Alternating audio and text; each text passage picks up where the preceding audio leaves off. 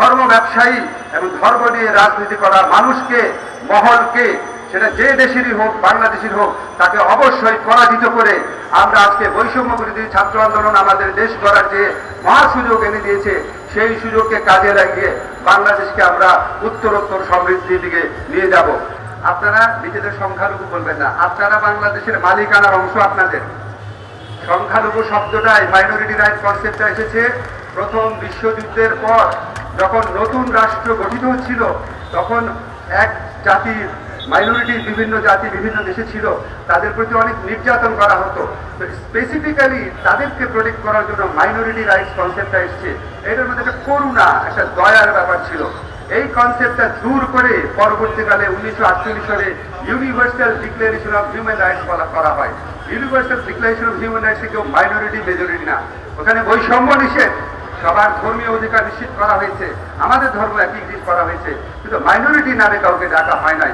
সুব্রতদা আছেন, উনি জানেন আমাদের সংবিধানেও কাউকে মাইনরিটি বলে নাই। আপনি মাইনরিটি না, কেউ মেজরিটি না, সবাই বাংলাদেশের নাগরিক, সমান অধিকার, সমান অধিকার, এখানে কোনো রকম ছাড় নাই।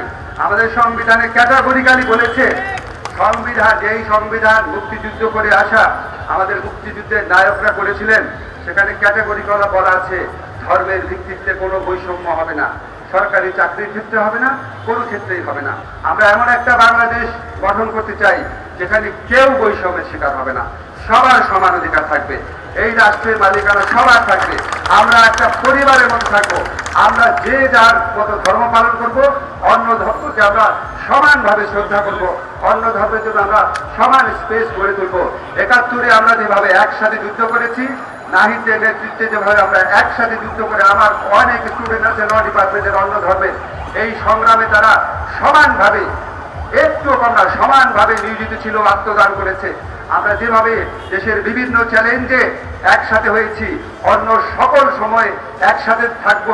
ধর্ম ব্যবসায়ী এবং ধর্ম নিয়ে রাজনীতি করা মানুষকে, মহলকে, সেটা যে দেশেরই হোক, বাংলাদেশের হোক, তাকে অবশ্যই পরাজিত করে আমরা আজকে বৈষম্য বিরোধী ছাত্র আন্দোলন আমাদের দেশ গড়ার যে মহা সুযোগ এনে দিয়েছে, সেই সুযোগকে কাজে লাগিয়ে বাংলাদেশকে আমরা উত্তরোত্তর সমৃদ্ধির দিকে নিয়ে যাব।